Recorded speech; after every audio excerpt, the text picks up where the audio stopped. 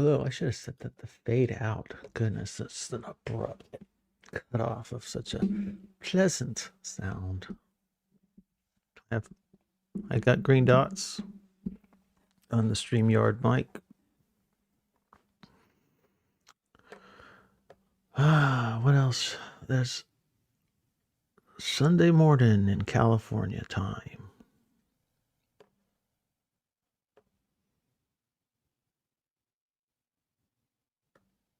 How was everyone today? Oh, caught the Chris Howard stream. Gosh, I woke up awful early. But as a result, I got to listen to a bit of, man, Chris is killing it. I think he's got the tiger by the tail. Thank you, Scott. Yeah, I mean, are you guys have you checked in on Chris Howard? He's not quite East Coast time, right? He's Mississippi, so they're like are they 2 hours ahead of me or 3? I don't know. I don't remember. I think he's still Central time, although he could be Eastern. Mississippi, Alabama, Georgia. Yeah. So he's Central. He's got to be Central. Yeah. But they had like 14, 15 people watching it before 7 o'clock his time. Incredible. He's getting close to Luke Thompson numbers. Very impressive. Very, very impressive. Let's see here. I've pinned the comment. I've pinned the link. In conclusion, had a bit of a epiphany this morning while getting ready to attend mass, as they say. But before we get to that,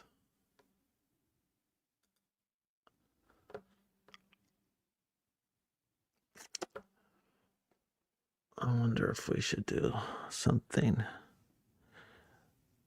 Let's see here. I'm going to play a song for a minute while I get my ducks in order. Be back. What do we want to do? It's too early for that. Let's do the other Ron Copperman song.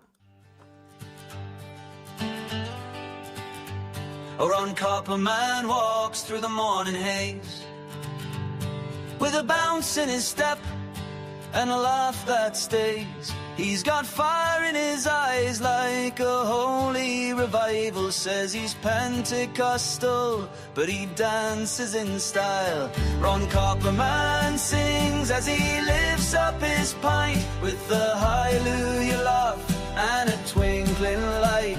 He's the heart of the pub with his tail so colossal. Oh, Ron Copperman, my favorite Pentecostal. He cheers to the sky, then he downs a stout. Says a little spirit, lads, what life's all about. He can quote the good book, then he'll joke till you weep. A saint and a joker, he's a man you should keep.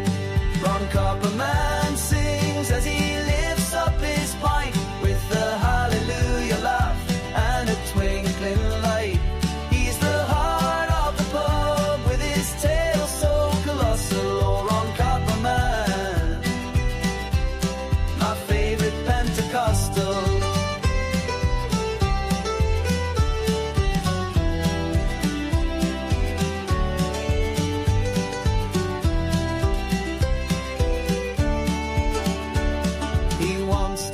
Parson, let's pray, then we'll jig. Said grace on the barrel, then he danced a big gig. A miracle, they say, he can walk on stout foam.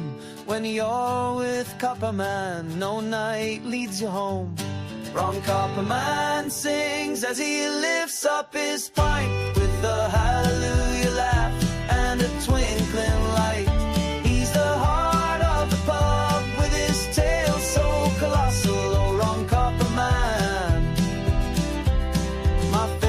Pentecostal.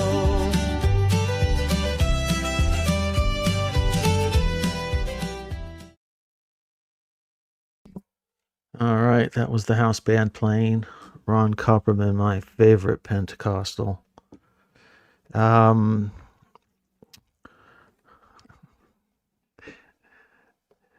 play this little clip from Grimm. He seems to have a problem with me. Even as I do him a favor. Let's got the unmute. There we go. Over to the pseudo-Catholic, because there's something over there worth showing people. That's the worst channel name I've ever heard, Mr. Parker. Mr. Parker. The worst channel? The worst channel name ever? Really? Maybe that's why I should rename the channel. The worst channel name ever. Maybe I should put out a poll and say, hey, Tayo. Maybe what's a good name? Grimm? Grizz? What's a good name? Tell me.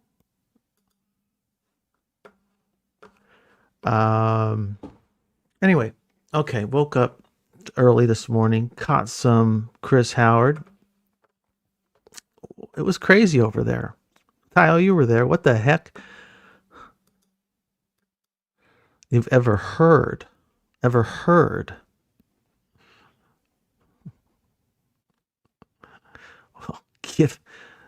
pony up, buddy. Tell me one that's better.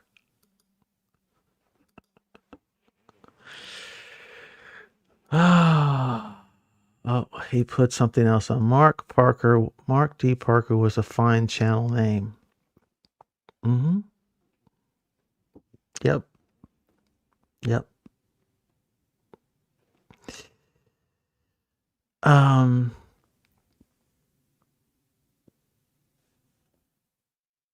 These things are all in the moment. Like you, I'm a performance artist. Anyway, let's remove that. It's interesting. It struck me that a lot of Catholic worship is, the Catholic, it centers around the Eucharist and the Mass.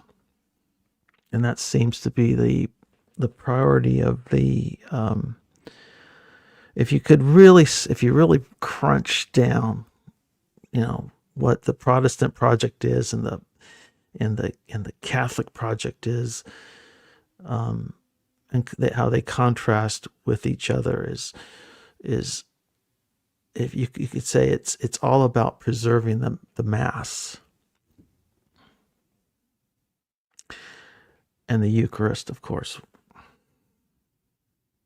at the center of that. The Protestants are all about the Word, preserving the Word, whatever their version of it is, of course. The devil's always in the details, right? So, but that's the essence of, I think, each. The Pentecostal project, you could say, is about the Holy Spirit. The Holy Spirit as an experience.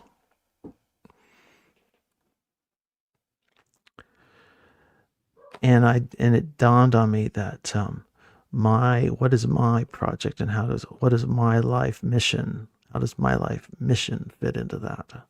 And I've expressed it here before, not realizing that's what I was doing, is that it's always to be,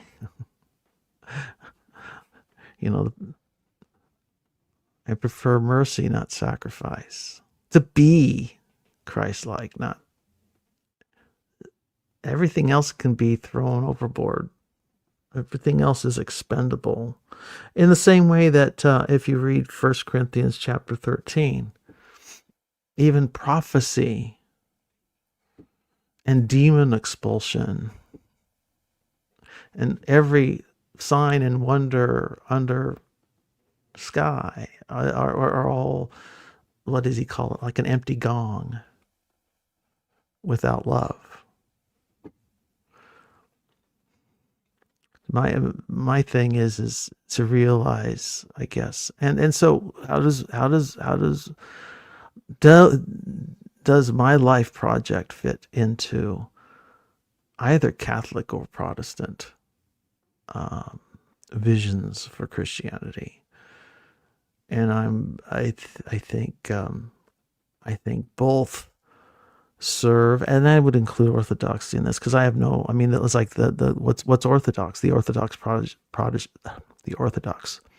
mission is to preserve the liturgy as the highest. What was Paul van der Clay tell us about religion? Religion is the highest and how to get there, right? Knowing the highest and how to reach it. For the Orthodox, it's liturgy. For the Catholics, it's Mass. For old school Protestants, you could say, or the Reformed, it's the Word. For the Pentecostals, it's the Holy Spirit, the presence of God, the felt presence of God. For the Mormons, it's the prophet, right? I mean, we could play with this all day, and it'd be kind of interesting to map each, place each on there. What is their religion? What is their highest, and how to get there, right? The liberal religion is, if you will, I would say the modern so-called secular liberal religion is the greatest good for the most people through science and technology, right? That's not too difficult. And for me, it's what is, and I could encourage everybody, maybe if you come online and come on stage and tell me what's your thing. What's your religion?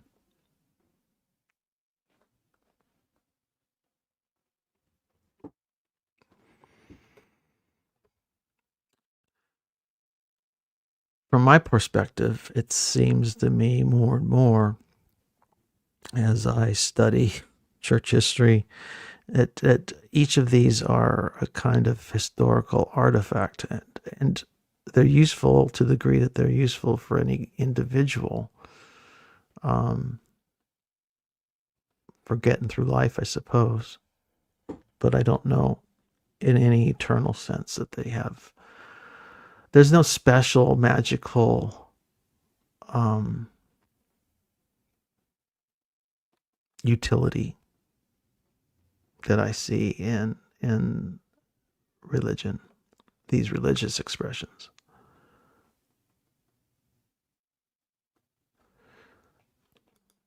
God of the Gaps is a pretty useful God. Oh, I mean, that's is what we've been doing. You could say the God of the Gaps is what we've been doing since we started painting on caves 70,000 years ago, or whatever it is.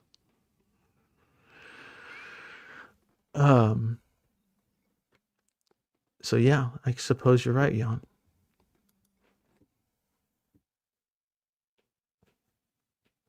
But there's so many pitfalls, so many traps. Maybe it's just traps in life in general, but the religious game seems to provide a disproportionate share of them. Let me see if there is what is her name? Gnomes. Let's see if I can find the interview with Gnomes.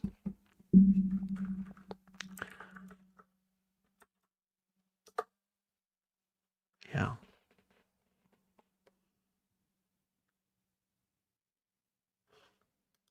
There's a 1 and 2 version of this. And this poor kid got caught up. She was born and raised in the Mormon fundamentalism of Warren Jeffs cult. This is a channel called Growing Up in Polygamy. They've made it into a channel, folks. There's a whole YouTube scene out there, and but this is actually they're escapees from it, and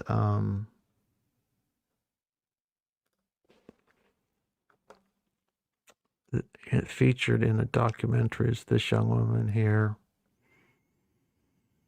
Her nickname is Gnomes. I can't remember what her full name is. Maybe it's in a show description. I shouldn't cover up my mouth while I talk. Let's read this show description. In part 1 of our interview with Gnomes from the documentary Trust Me, The False Prophet, she shares what life was really like growing up inside the FLDS under the control of Warren Jeffs long before Samuel Bateman entered her life. Samuel Bateman kind of came in as a he took the Warren Jeffs thing after Jeffs ended up in prison and claimed that he kind of like Elisha inherited Warren Jeffs' mantle as a prophet, and so he began to aggregate into himself many wives. She said by the time he got arrested, he had 25, and I think a dozen or so were under age. Or it could be that number could be the Warren Jeffs number. Warren Jeffs had a similar number, and a lot of them underage.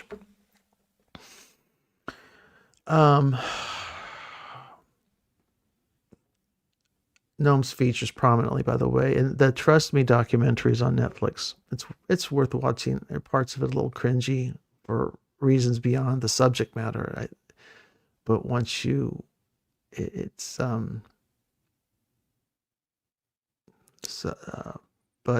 worth watching. The same producers made another video about the Warren Jeffs story, and it's very much worth watching.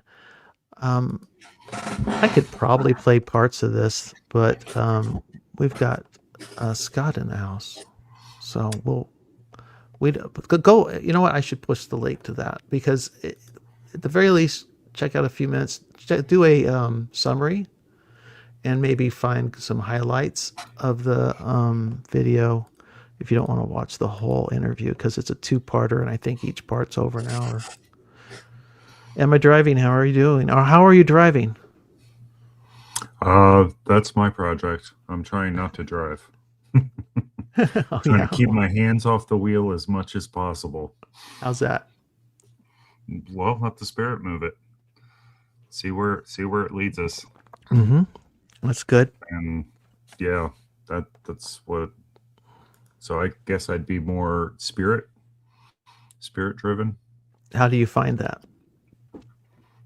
Prayer, study, and just with my walk, coincidences that take place.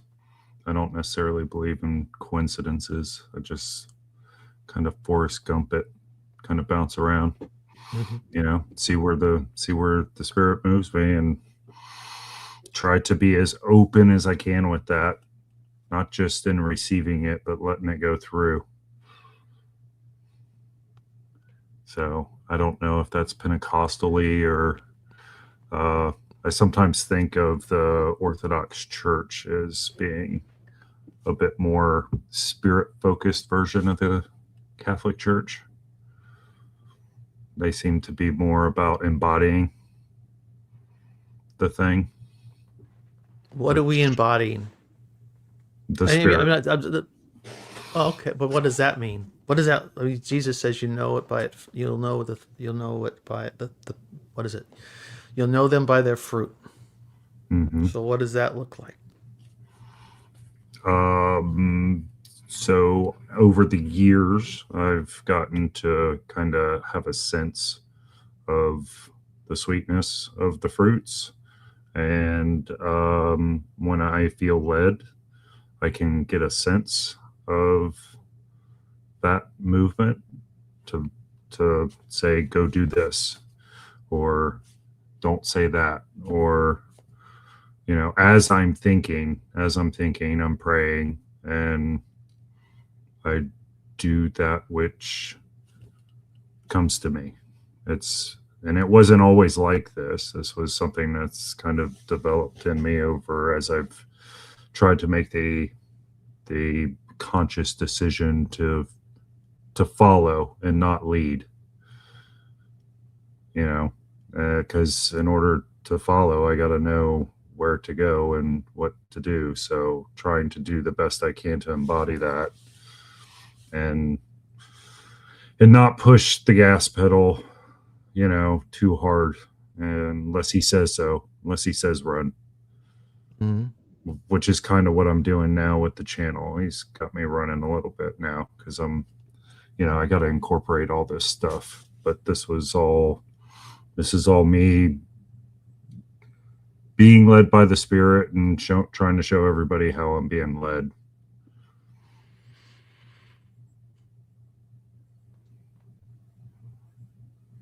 Okay. Do you want me to? Would you like to converse about this, or do you? I mean, because all I have Yeah. are questions. I can ask questions. Because I mean, I've followed a similar path at times. As I pointed out, there's this story. I should pull up his mugshot just for funsies, but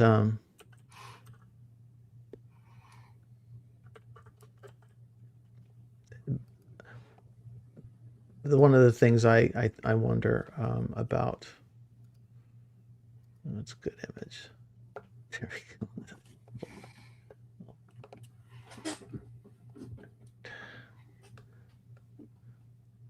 go. Part of me when share screen. Come on, Parker. I don't see this is a guy who constantly talked about being under God's Spirit and how do you know the Spirit you're hearing and you're following isn't most people aren't this full on sociopathic, but I'm always concerned that I not fall into the trap of a Samuel Bateman who thinks he's God's prophet or even God's man of the hour. So we have lesser prophets, lesser megalomaniacs, Ravi Zacharias, for example, who may not have thought of himself but he certainly thought of himself as God's man of the hour at times, and fell into the pit.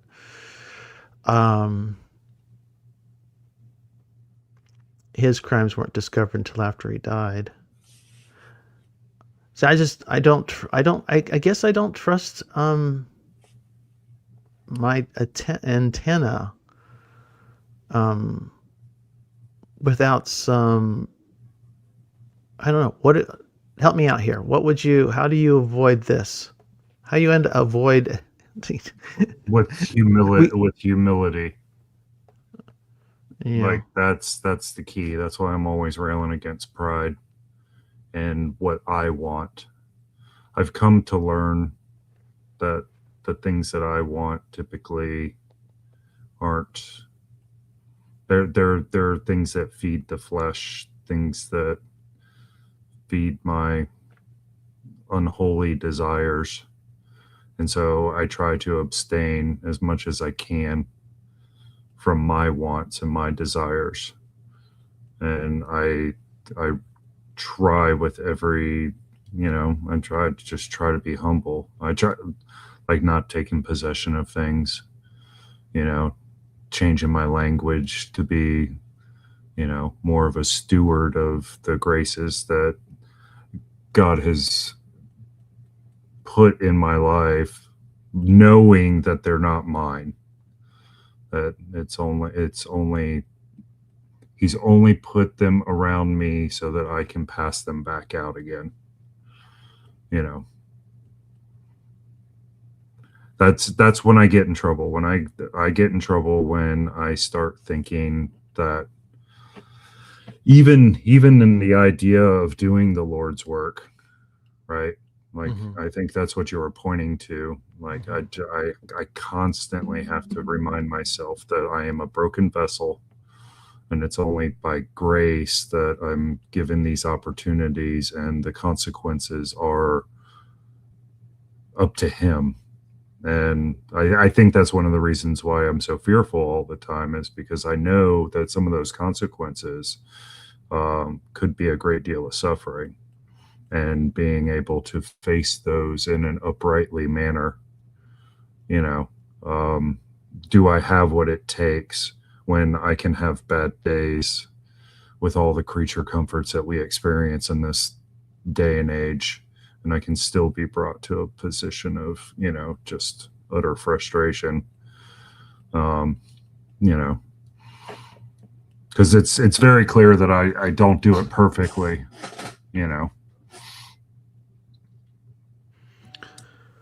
Well, humility, I think definitely, I see that in the book. I mean, it's my favorite Old Testament verse is always Micah 6:8. That's my big go-to. If you want to summarize what the prophets were about, it's Micah 6:8.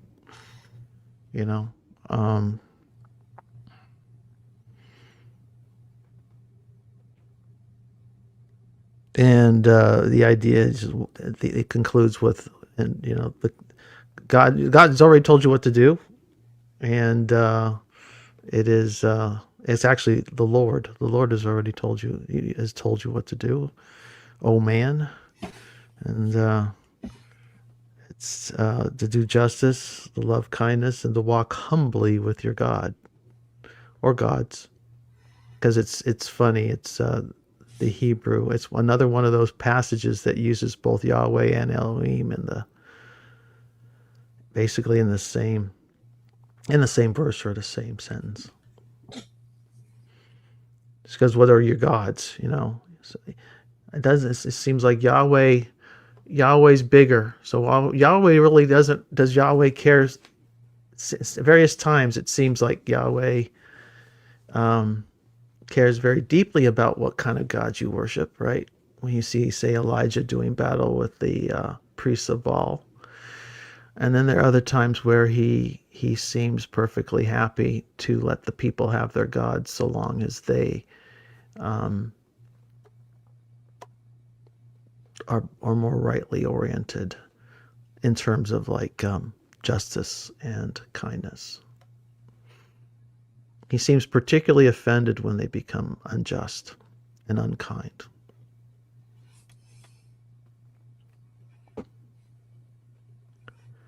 Would you say then that he is being unjust, unkind when he, I don't know, does Sodom and Gomorrah, when he destroys them? There is that passage, when it explains why Sodom and Gomorrah went down. The prophets talk about that one. Let's see if I can pull it up. It's been a while since I've read it, so I've got to remember the passage. I've been thinking a little bit this morning about the vengeance of God. Vengeance is mine, saith the Lord. It's probably on the heels of my conversations with Luke about hell and the different theories that are going around about the existence and what it's like. And that was something that came to mind today. Yeah. Well, see, yeah. Okay, yeah, let's see if I can pull this up real quick. I'm trying to think of the right phrasing to figure. I can't remember the exact passage.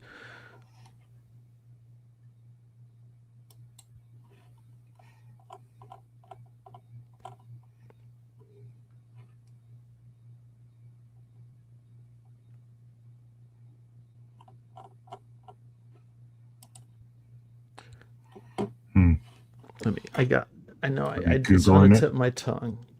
I'm working on it. I wasn't planning to go in this direction, so I'm not prepared. Ezekiel, yeah. Here we go. This is New International Translation. Now, this was the sin of your sister Sodom. This is Ezekiel 16, chapter 16, verse 49. Now, this was the sin of your sister Sodom. She and her daughters were arrogant, overfed, and unconcerned. They did not help the poor and needy.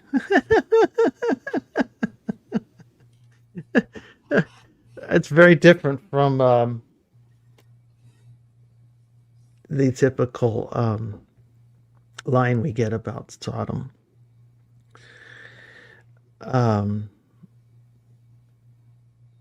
Ezekiel was particularly creative. He's notorious for that. I need to reread it. It's been a year or so since I've even been through Ezekiel. I should pick that back up. That stuff never sticks. I read it, and it's just so much. Have you noticed that? I mean, it's like these prophets, man. They hit you so hard, and it's just like Well, like Ezekiel in particular. I mean, wasn't he outside naked, drawn in the sand? Yeah, he was. Stuff? Yeah, yeah, he's a full-on mystic. Yeah. Yeah. So because it has no, I guess, logical coherence. There may be some sort of literary structure to it, but it's somewhat impenetrable, for someone like me living in this day and age. I suppose if you did a real systematic study, you'd figure it out. And the problem is you go to books and they'll tell you how to read it, and then a book like that, is that really a book meant to be studied or meant to kind of be sat with? I mean, I can imagine lots of useful ways, but I wouldn't ever want to lose the ability to just sit with a book like that. Because sometimes you learn a method, and then that's how you see it. It's that Maslow's hammer problem.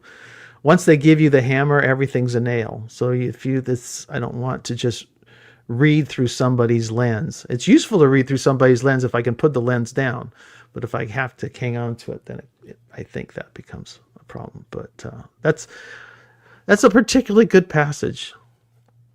Yeah, I don't know. I'm not sure. Go ahead. Sorry. I think Matthew makes a good point here. He says they were caught up in themselves, thus the outcome of neglect and mistreatment of others. Yeah. Good. Yeah. Yeah. And that's good. I think all the sins that are mentioned that Sodom and Gomorrah do are that their self. It says to be this way, but we're going to do it this way because we think we're better. Yeah. And I think that's where we are as a society right now. No. God's done it wrong. My way's better. Look, I have all this logical data that says this way is just fine. Forget all the stuff that he tells us to do and what not to do. I'm going to do it my way anyway. And then eventually that's what happens. The poor gets left alone because we're not. And then that's when God's got to step in. Because then it's like an injustice to the least of these. I think that's a pretty good point. Selfishness is it. That's why I focus on my wants and trying to deny those things as much as I can. Because again, I'm not perfect. But that seems to be, as I have gone through my walk, it really started with I prayed for patience. And so then I did a kind of a dive into myself as to what causes me to be impatient. And then that brought up anger. And then that brought up, why am I angry? Because oftentimes anger is a mask. It's, and so then that goes, okay, so you're hurt. Why are you hurt? Because that's oftentimes, especially from a traditional male point of view, right? We don't cry, but we'll get mad. And at least that's what I do. That's kind of what I've seen the male characters in my life kind of do. Mm-hmm. So it's about denying yourself for something better, for God. Mm-hmm. And so the more we indulge ourselves and indulge our pleasures and indulge our wants, the further and further away we get from our brother. And then our brother becomes lacking because all we can do is look at ourselves and we forget to see our brother. And then maybe we even then start looking to the stranger more so than the brother, which I would say is, pretty bad as well. Because, family first kind of thing. That's how my mom always preached to us. Family was way more important than friends. Family will be with you forever. Friends will come and go. And the more I've walked through life and the more I've seen, people go through difficult times, I see way more family members in the hospital than I do friends. So What do you mean? You've seen way more. You mean like if I'm caring for somebody, if there's somebody at the bedside with them, it's 9 times out of 10 a family member, not some people. Yeah, some people are blessed with extended sort of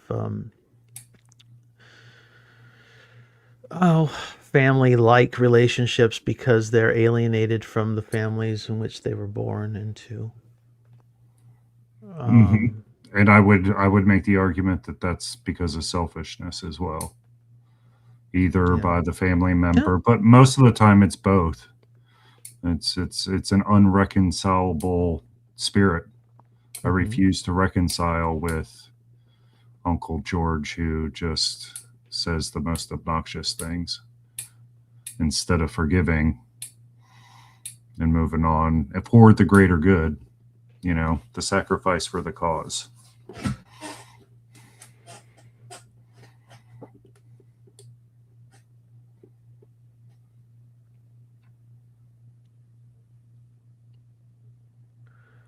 Well, it's trying to make sense of what the chat seems to be a little bit all over the place here. It's not too active, but they're.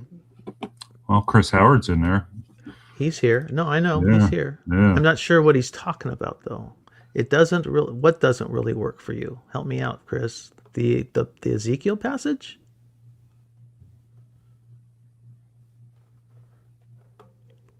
And I'm and then Brett talks about what scripture is, and that's from 2 Timothy. I understand that.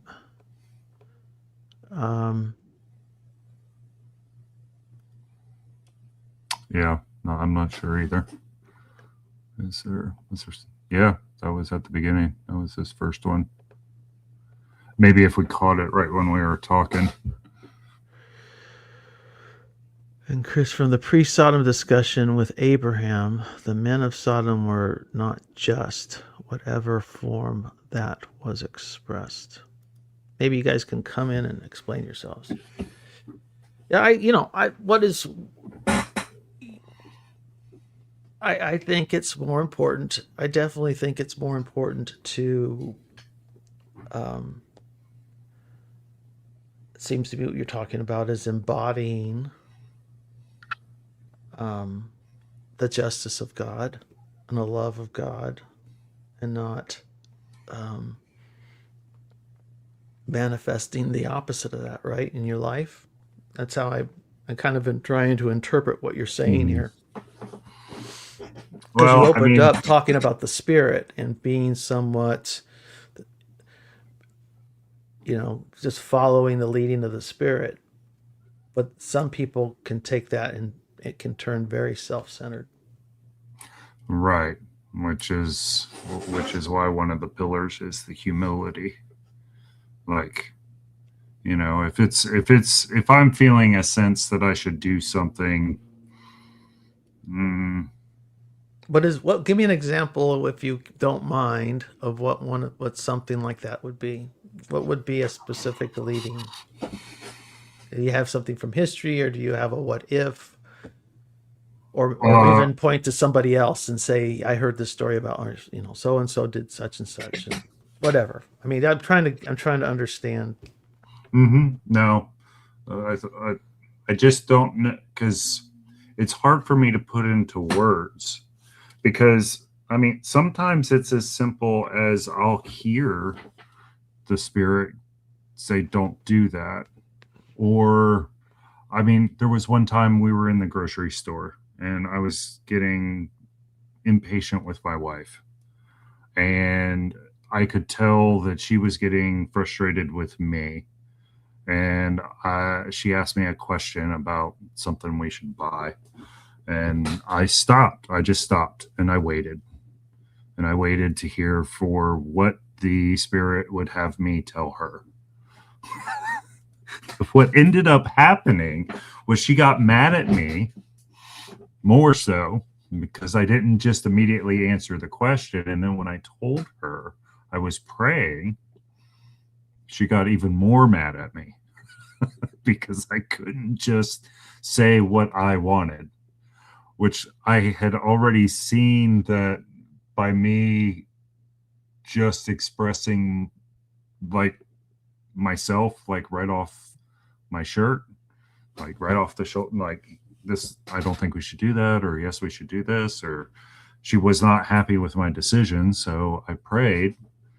And I think even in that act, that was being led by the Spirit, right? Because the Spirit was leading me to pray, that then opened up this whole new dynamic, which was the beginning of a new fold in the relationship between me and my wife, where she knew that I am really trying to explore exactly what the Spirit is trying to get me to do, right?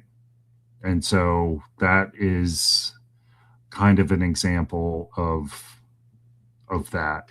And it, now that I've said it, it kind of nicely kind of compartmentalizes all the things where I'm trying to listen, I'm trying to hear what it is that and then it's my duty to make sure that I'm spending time here.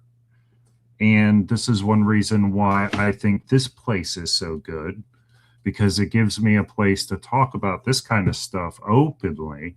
Right. Right. And then through other individuals that I feel are being moved by the Spirit to help me chew and grow more richly in that same direction, which is why I think the Bible instructs us to have communion with the brothers, right? It's because if you stay in your own headspace too much, that's even a form of being selfish. And Well, even or though it's just useful to have someone because there's a kind of the human personality is a product of the chaos of living. There's just we can't ever say what a human being is, because all the things that comprise us, society, family, genetics, is it microbiome? I mean, all these things add up into what is our personality in any given moment.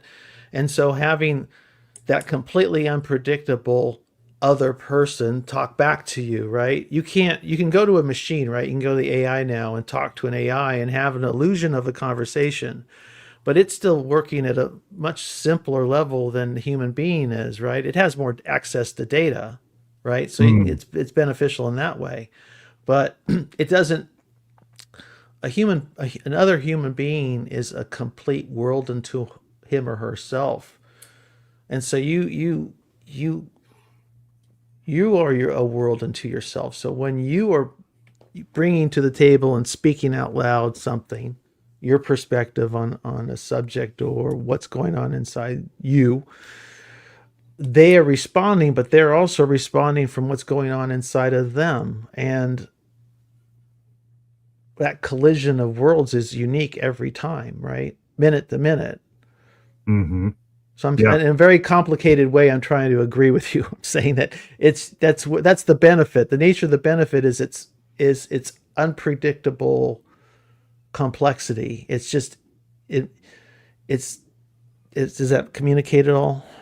Well, I would go a step further and say that is the manifestation of the Spirit. Where two or Maybe. three of you are together talking, that new thing emerges in that void, in that empty space created between those three worlds, to use your language.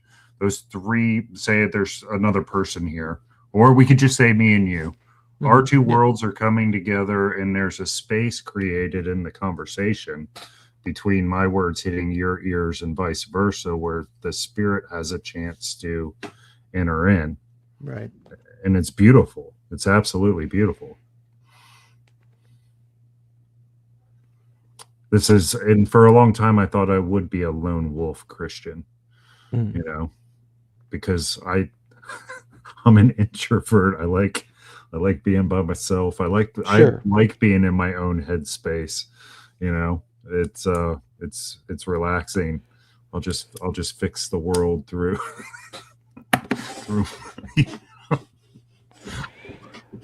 Well, I tell everybody that when I'm arguing with you, that's my love language. You know, it's like if I'm not interested in what you're saying, I just ignore you.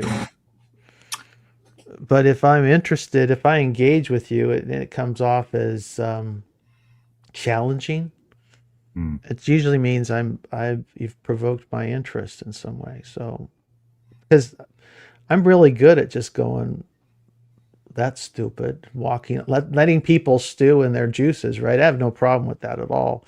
I've long given up any sense of necessity to rescue people from themselves. You know, they've got to do their thing. And I mean, you know, I'm not callous about it, but if I don't see a good reason, anyway, my point is that, but if I feel like arguing with you, that's usually a good sign. Yeah. Yeah. If I love you, I'm going to fight for you, even if it's against yourself. Yeah. Yeah. I share that same sentiment. Which is becoming less and less as I walk, because I find that I'm caring for more and more people. So now the problem becomes, how do I articulate myself in a way that's kind, right? But still gives you the opportunity to see the thing, and then eventually hear the thing. You know, because, you know, if the goal is to be a fisher of men, and the commandment is to love everyone up to and including your enemies, it means I can't not love you. And so then I have to not let somebody wallow in the trenches if there's something I can do to help it. And that brings me back to, I don't believe in coincidences. You know, I think we're on the roads we're supposed to be on, because there's somebody there that is at least going to be given the opportunity to be saved. I think that. Oh, go ahead. Finish your thought. No, please finish your thought. I just think that we are going to be given an account of our lives, and if there is something that I want that I think is in line with God's will, it's that He's going to use our interactions as Christians to point to people who did not choose His way. Mm-hmm. And He's going to say, look, I had Scott. He was here. He went home and cried for you in his prayers that you might be saved. This was the love I tried to show you in your life. And once you start having that mindset, the cross becomes a big one to bear, because that means everything you do is important, because everybody has the opportunity then, and you can't slack off ever, you know, which then makes the sin of smashing the rock more important. You know, the higher you go up the ladder here. Well, yeah, I mean, God being behind, let's say, let's step back a little bit, because you took a kind of a, Sorry. you went down an evangelical alley, Mhm. and so there's a whole set of things we could discuss there. But at the very beginning, you were talking about that little homily. You mentioned that God, there is no coincidence, and it reminded me of something that I think it was Paul was talking about Islam. It might have been somebody other. It's common in Islam to think that Allah is behind everything, right? That if an apple falls from a tree, it's because Allah made it happen. And I just, yeah, I don't. For me, that doesn't work. I don't think it's. I don't think we reside in the capricious mind of God in quite that way. I mean, I think you could say that we, like a fish in water, we swim in the presence of God, but our agency, we swim, like I say, we swim in the presence of God, but we are also godlike creatures, which means we are uniquely empowered with a godlike agency, a godlike power to operate in the world. I think going all the way back to Genesis, that's what God breathed means.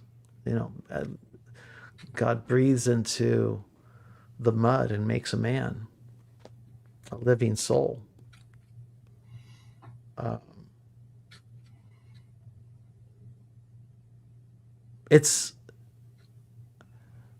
I understand that that's a more complicated, maybe, worldview, or interpretation of Scripture, however you want to put it. But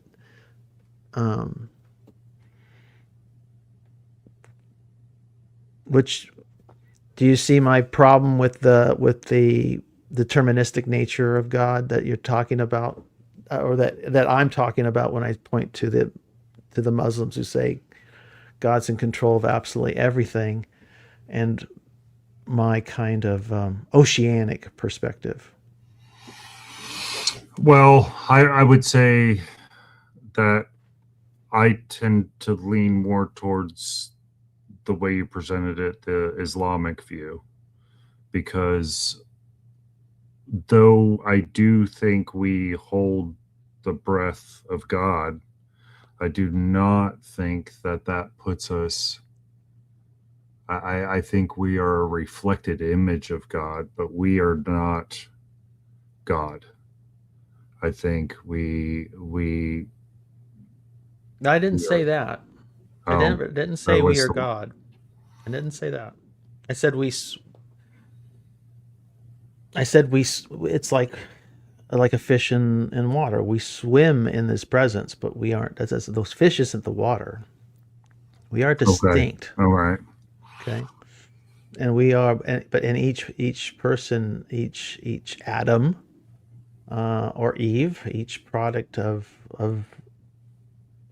that union is uniquely God breathed and uniquely agentic in the world.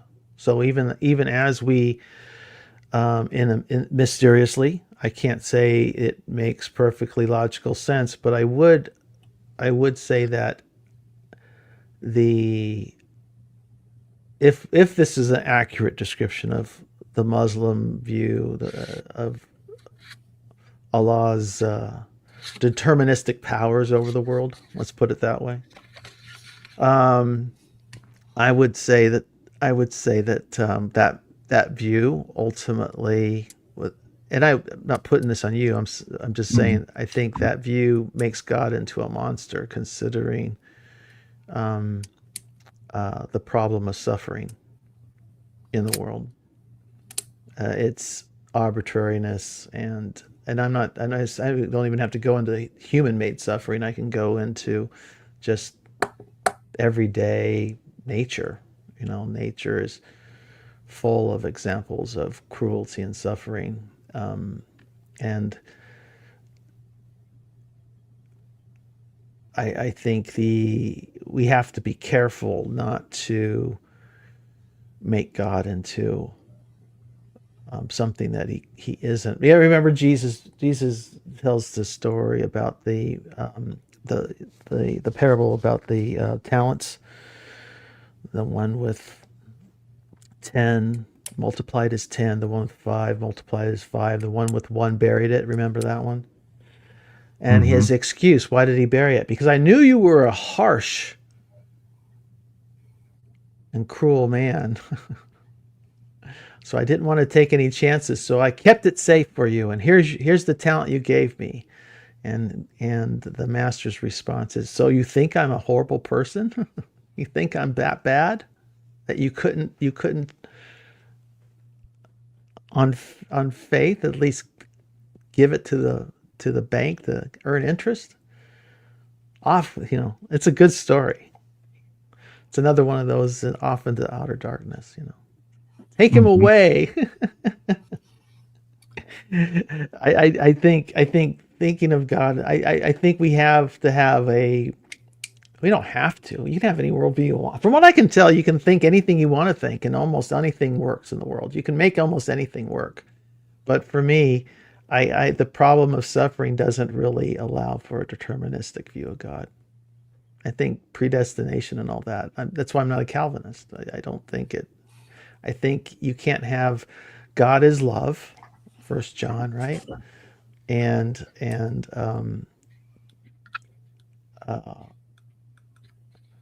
predestination. I don't think it works. But even predestination, that's just about the soul. The Muslim view is God's in control of every little atom. What do you think? Does push back? Tell me I'm wrong. Show me I'm wrong. Well, so I do think that at least the spirit of God is keeping the atom together. You got electrons floating around a proton, and like, what's holding that electron in place? An electrical charge. Okay, yeah. I mean, yeah, I think that in of itself is evidence that God is controlling even the electrons in an atom. I do subscribe to agency in the ability to choose, to accept or decline. And I've seen enough in my life to know that there have been too many air quote coincidences take place that, it's I mean, even in our conversations around this place, the synchronicity that kind of pops up in different conversations around the corner and how they tend to move in into alignment, and we get to new places even in different areas where it's kind of I can't explain it, but I do. And maybe this is just me looking for comfort. I'm open to that as being the idea, but the idea that he is moving my world around for a purpose. is comforting to me. It's also comforting to me to know that if I'm under the umbrella of his grace, by choosing in my agency to take part in his will, not my will, but his will, then the consequences also fall on him. I struggle, like everyone else, to answer the question of suffering, especially seemingly random suffering. But I know that in my life, the better I do at facing the suffering, there is usually an opportunity for purification through that process. And so good has come from the suffering. Not to say that the suffering is good, because I do tend to think that pre-fall, there wasn't suffering, right? And so I think the way I look at it is that suffering entered the world through not being under the umbrella of God, through faith, obedience, the things that are espoused about in the Bible, and that the number one thing that caused them to fall was selfishness. Not putting God first, but putting myself first. And I can point to that every single time if I look back and reflect on my life and my decisions. I also cannot deny the fact that some of my biggest failures have led to some of my greatest joys. My son being one of them, and I don't know what to make of that. So that would be the opposite side of the coin to your suffering dilemma, right? Because I do not subscribe to the idea that I should just be running around, you know what I mean, in a foolish manner, tempting the Lord God as Jesus was tempted in his second temptation to tempt the Lord.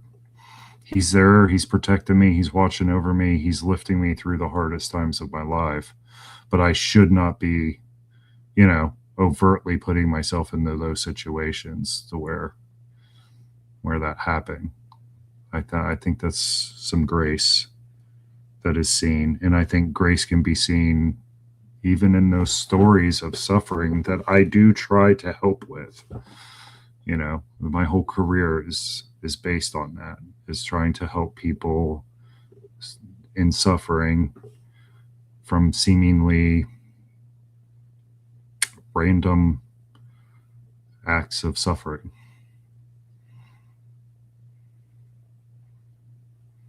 It's the most deterministic religions within monotheism, or I should say religious expressions. Well, determinism, period. Even within the modern scientific period, always tended to be the most cruel.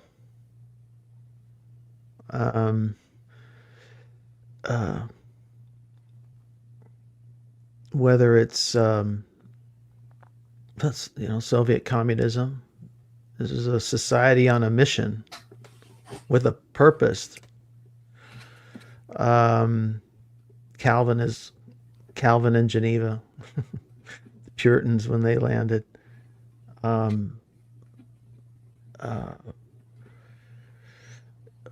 go through. There's other lists we can go through. As I said, Islam is it can be very cruel, and the most impassioned, God-guided expressions of those religions tend to be the most cruel, and that bothers me. It bothers me too, and that's why I'm always pushing back against the top-down solutions, because I don't think it works in a top-down solution way, because men are selfish, and there's very few men that can deny their self. And so it typically goes tyrannical. Rod asks, well, Rod points out first, is it worth it is worth, or is it worth, he's asking? Yes, he's asking, is it worth reminding ourselves that Adam and Eve emerged from Judaism? Do other civilizations have other interpretations of creation? Oh, yes, clearly. Absolutely. I can speak from the Buddhist perspective, which says there is no creation. It's just endless cycles, no beginning, no end. So that's one perspective. And then there's tons of creation myths out there. I don't have them William probably does. But there are lots of creation myths. He just mentioned some. Manu is, what is that? Firsty man? I think he meant to say first. Fiery. Oh, first. Okay. I think so. Boy, he's speaking in Sanskrit now. Percy, what is that? What language is that? Right.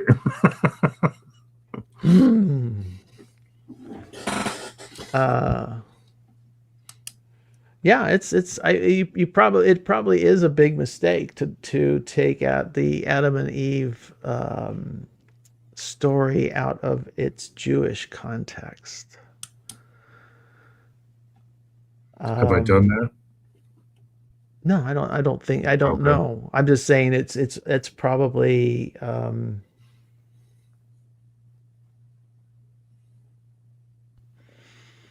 mean, it's worth thinking deeply about. I don't know. I'm not. When it comes to things like the creation stories, since there are two creation stories in Genesis, and I think the scholarship of the last 3 centuries is useful in trying to understand Genesis a little better, at least to contextualize it in history and its time and culture. It makes sense. I mean, I'm not a literalist in that sense. I like going, where do I find the first Adam and Eve? Where's how far back? What do they even look like? How do I even relate to that? I mean, are we talking 6,000 years, 600,000 years? What are we talking about? Or 60,000 years? I don't know. Well, does it? I don't know that for me at least, it doesn't change the impact of the story. I think it's got tons of meat on the bone. I can relate a lot of those things, like and you have too, right? You can relate it to our life stories, and you can see the practical application. I do think that's somewhere where I do stand maybe just a little bit different from the TLC, is that I like the practical application. That's what I've used the TLC for years. I come here, I listen to you guys, and I grab little nuggets, and the Lord says, look at this, see what they're doing. And then I go out there and I try to put it into my nursing practice. I try to put it into my practice within my family. You're a big part of me working on making sure that I hold my relationship to my son. I come from a long line of men who grow up to hate their fathers, and so I'm desperately looking for a way to not let the political atmosphere of this age come between me and my son, whom I love dearly, even though he holds many of the same positions you do politically.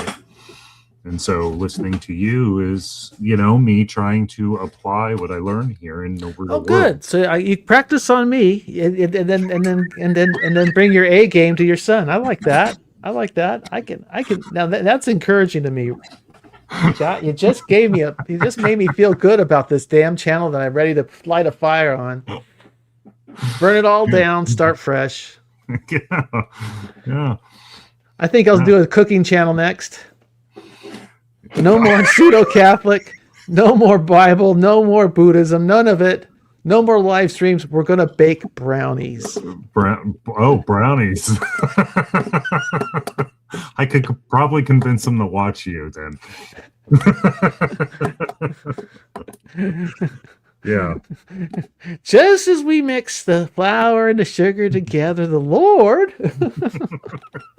God said, Actually, what's that story about leaven? What's that Yeah. story? A little leaven leavens the whole lump. See? Let's watch. See, you already got it. Look at how the Spirit's leading you, Mark. Yeah. No, practice on me and bring your A game to your family. That's good. I can. That makes me feel good, because it's sourdough Mark. Just Or what? Well, ask one Greg thing. if he likes that channel name. If I didn't need to lose 40 pounds, which right now I literally probably could lose 40 pounds, I would look a little thinner, but I really should lose. At least I need to lose 20 at the very minimum.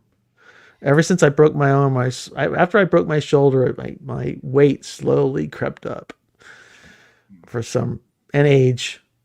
But I had this brilliant idea for a channel. We have this local, they're growing. There's a growing ice cream company called Handles. Have you ever been to Handles?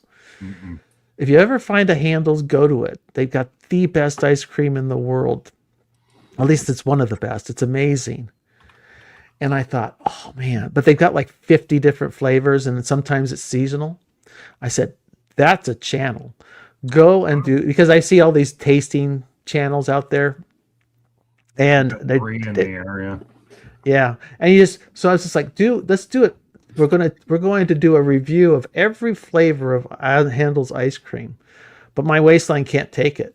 I would literally die making that content. I'd be 500 pounds, and they'd have to roll me out in a piano box. Let's all lose 20 pounds. That should be it. Yeah, I've been trying. I still have New Orleans weight. I gained 10 pounds when we went to New Orleans, and every time I make a video, which I'm in the process of making one now, I just look at myself and want to vomit. I can't lose. Can't look at myself. Well, that's just age, though. I mean, Part of it, yeah. Part of it is the chips. Yeah, the chips are a problem. But what I really need to do is, rather than lose weight, is I have to somehow try to grow some more muscle, because with age, that's one of the things. Boy, that just started. That hit again around this. I turned 60 the same time I broke my shoulder. So literally like 2 days before my birthday, I broke my shoulder. So those two things collided, and I can see that I've the muscle mass problem really kicked in at 60. And and one of the solutions is, well, they'll get some testosterone, artificially pump yourself up with testosterone. The only problem with that is that increases cell growth for cancerous cells. And in addition to helping you build muscle, it also boosts. And I've got several precancerous things that have been cut out of me. So the doctor said that's a no-go. So we're not doing that. So somehow I've got to strengthen my body, not be fat. I hear the hippie way to do it is with carrots. No. Carrots. I was on Rigel's Rando. Carrot everything. Carrots. Yeah. But the whole testosterone thing scares me, to be honest with you. I think we're going to see some pretty bad side effects of everybody essentially juicing in their 50s. 50s and 60s to try to replace that stuff. I know some. I was just going to say, you see it in the mental health thing too. You see all the erratic behavior you see in older men in their 40s, 50s, 60s. Because you got young men, you got men in their 40s juicing, and possibly even younger, I guess. It seems like everybody's juicing. And yeah, blame Rogan. Yeah. But that has it affects your personality. It makes your mood swings more extreme and more aggressive and that sort of thing. And I think this is probably part of the reason. I played football and wrestled. I was pretty close to it. I almost did some juicing in high school.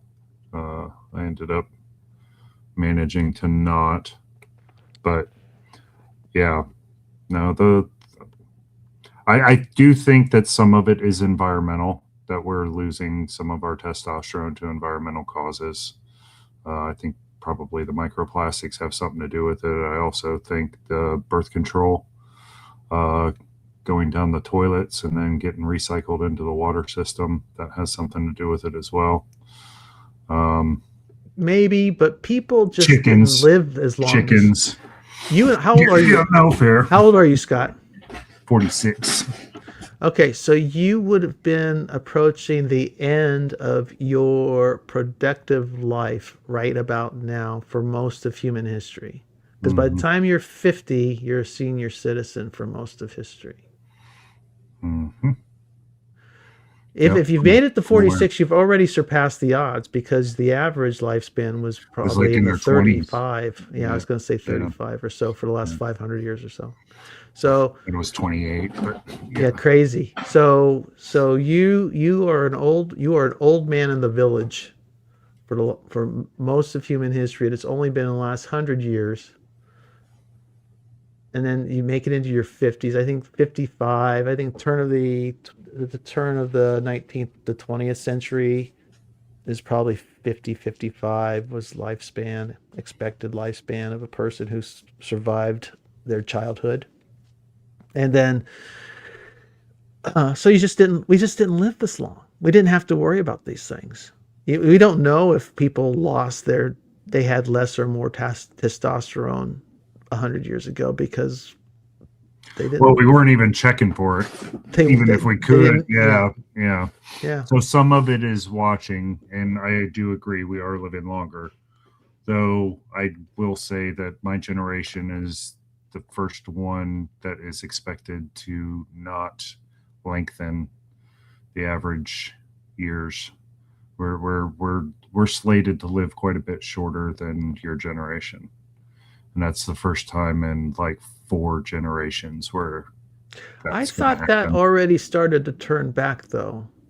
I thought the last I heard it was 82. It's currently like 82 years. I think we're increasing again. Actually, I mean, it's not I don't know about the quality. Quality is a different subject, but I thought we're starting to move back up. Except maybe white males, for some reason, are stubbornly. We're stubbornly going down. Everybody else was increasing, and white males were declining for some reason. Is that worldwide? Is that from a worldwide data set, or is that just here? That was in America, uniquely the United States. Okay. And of course, Russians don't even talk about the male lifespan in Russia. Why not? It's crazy. It is 19th century. Okay. They make it. Life expectancy for the white Russian male is it is in the 50s. It's horrifically low. Yeah, Russia's a crazy country altogether. It's a crazy country. Because they got all the Asian kind of ethnicities out east, right? Yeah. So you can't compare really those two. Different lives. Yeah, it's what, 8 time zones? Is it that many? Yeah, it's huge. It's huge. And let's not even talk about MAID. God, MAID. I don't know. I get the compassion, and I think that I can envision a time where people could be theoretically. I mean, what do you do? Chris Howard was talking about this on one of his live streams not too long ago, about lifespans and fighting about being responsible about trying to stay alive for as long as possible, right? Mm-hmm. And I don't know. I think our kids, anyways, it's probably going to be a problem for them. How long you're going to have an option? How long do I want to live? I mean, if they can replace every organ, if they can keep you alive for the next procedure. I mean, if economically it's paid for, right? I mean, you make it to 100, then 150, then 200, then 250, and then to a point where it's like we can just, because we know the cells just replace themselves, you just got to figure out the process by which that happens, right? And you just keep it going. The problem we seem to have is keeping the minds sane. But at some point, what if your only option is to choose death? So philosophically, I can see why people would want to take an, there may be that may be actually be a necessity for the human beings to have to. I don't want eternal life in this life. Sorry. I'm perfectly happy to keep the cycle going, birth, death. But I tend to agree. But on the other hand, I mean, it seems like we're damned if we do and we damned if we don't with technology. Because you've got an industry going on in Canada, it seems to be, that is a kind of, they've figured out a way to economically incentivize premature death. You're 15 years old, you're depressed. It's your right to choose to die. No. Sorry. No. Yeah. I don't buy it. On the other hand, your body's riddled with cancer. You're 60, 70 years old, or you have a terminal prognosis that is Lewy body dementia, and you're approaching the worst of it. Should you have a right to put it in your end of life orders that they help you avoid that worst part of it? Who am I to judge? That one's a little tougher because your judgment gets messed up, right? Well, I mean, you could presumably, when you do the whole, it's like, what is it? It's not living trust, but it's like end of life stuff, right? You write all that stuff out while you're sane, like no heroic measures. That's common. Yep. Right. I don't want anybody taking heroic measures to keep me alive. Don't plug me in. Don't pipe me down. If I'm otherwise gone, just let me go. That's very much my attitude. So I can imagine a kind of maid service coming in then, and not necessarily being unethical, but the business of letting a depressed person choose to have medically assisted departure is horrifying to me. Yeah, and that's the slippery slope argument with these sorts of things, and I tend to rather have the guardrail set way back to prevent something like that from happening. It's just not something you want. At least I don't think society being okay with. Because once the line's moved and then people grow up with the line there, once we're all gone, it doesn't seem like much to move the line a little bit more again. But then the technology is pushing us the other way too, right? The goal is to push that lifespan out as far as we possibly can. Mm-hmm. And then, you've got Jeff Bezos living his best life. We want to, if you've got the money, you're spending it to have the very best fit body, the very best looks, the very, and even the best wife. You throw out the old one, get a new one. But if you look at her, I don't really think he traded up, but who am I to judge? just say it. But people think whatever they think they're doing with their resources, they're trying to give themselves the best life as long as they possibly can. And then on the flip side, part of that though is just once you have so much money, there's nothing else to spend it on. right? Well, they used to spend it on universities and on Used research to. centers and on Yep. That's that art. selfish move again, popping its ugly head, Yeah, right? Yeah. yeah. It's yeah. Luke says vampires. That's true. They look like vampires sometimes too. Have you seen Mhm. some of these people? Oh, by the way, this is a subject too. I was thinking about talking about. We're doing something. We're doing a little experiment in my household right now. We're watching. We just watched a show called. It's total trash TV, but something I do with my wife and daughter when we're together, and because it's fun and mindless and it's amusing.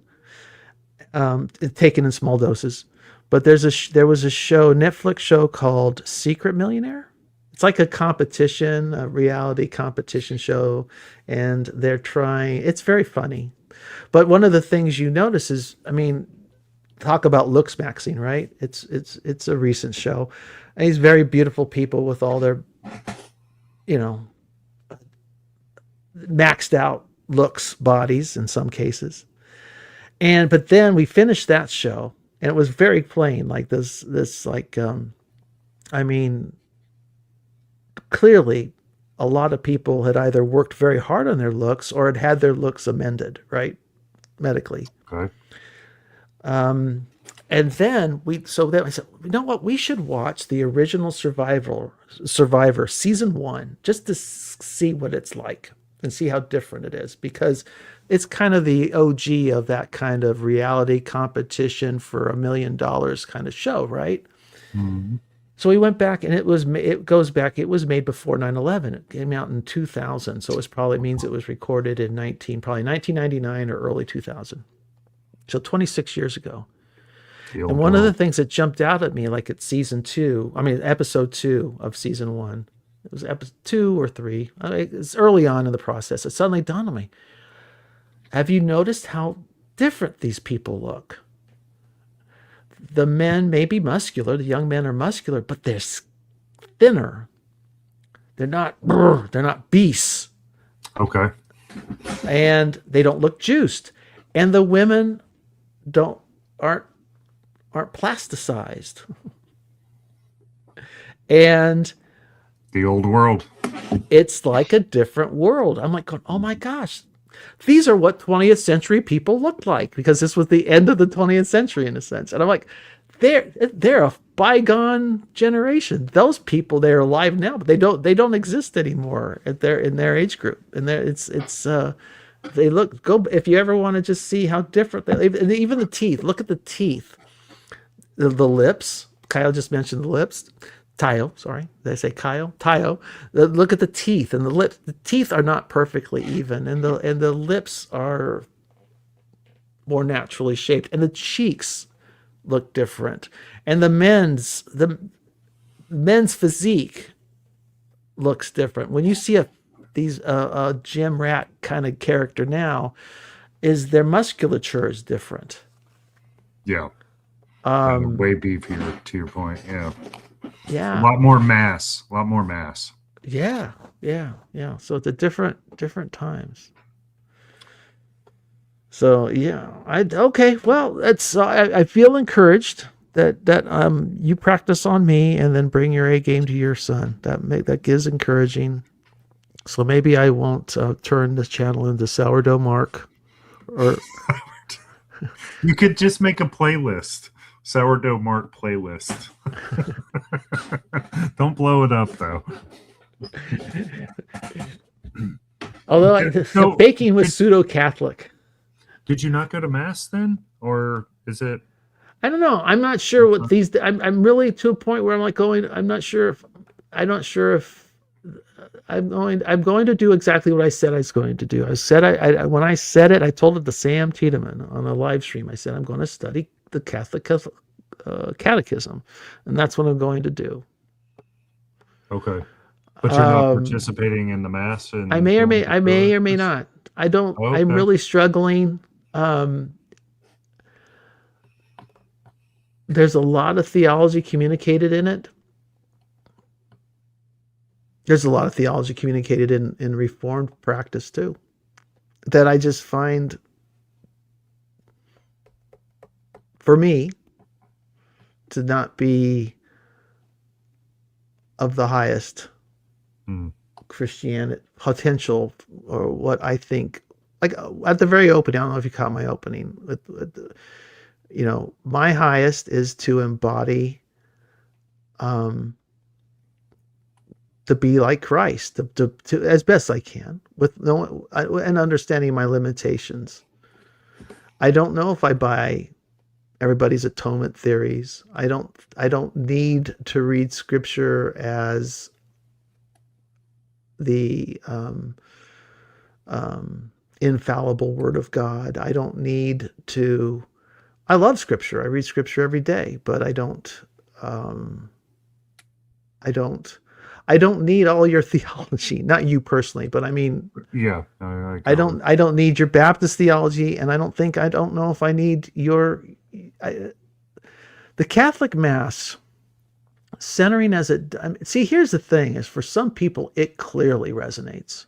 I mean, I've early on I noticed it in young people particularly, but sometimes it's just their countenance changes. They would participate in the sacrament and they would just glow for a little bit. You're like, oh, that's interesting. I don't mean this too literally. I just mean that they would just like, light up. you could just see something, it's probably physiologic. It was just something relaxed in their system and they would benefit from it profoundly. For me, I feel very much like a Martian. I mean, or like an astronaut. I'm in a foreign world, and is it really it's as foreign to me as Tibetan culture was trying to be a Tibetan Buddhist. It's more like, oh, okay, what can I learn from you? Do I have anything for you? See, part of the thing with a community, right? You join a community because you have something to bring to the table, and they have something to offer. I think it has to go both ways. That's what makes church so much better. Because it should be like that, but we're already coming to the cross with nothing but dirty rags to offer. And but that's not what he says, though. Remember, you got to remember, it says, "I prefer mercy, not sacrifice." Go learn what this means. I prefer mercy, I prefer mercy over sacrifice. It's not. But we all start somewhere, right? Yeah. That's fine. And I'm not trying to nuke it for anybody. This is the problem I have with Protestantism, right? Protestantism in the early days, it went in and it painted the walls white and it tore down the statuary and, it stripped out all the gold, and it reduced the Mass to a symbol. The Eucharist isn't the real presence anymore. It's representative of something, depending on your Protestantism. Some Protestants, right, landed a little differently. But the modern consensus amongst evangelicals is it doesn't matter if it's wine or soda. We can have communion either way. That's pop for those of you living in Indiana. Wisconsin. Everybody's from Wisconsin. And I'm like going, no, I don't see. Some people need the mystical, some people need the liturgy, and some people, some people clearly seem to benefit from the smoke machines and the bands and the mega churches. All right, but none of that does anything for me. And the thing that I really am struggling with the Mass is how non-participatory it is for me. And the only opportunity to participate is at the Eucharist, which I can't participate in, of course, for good reason. And then the question is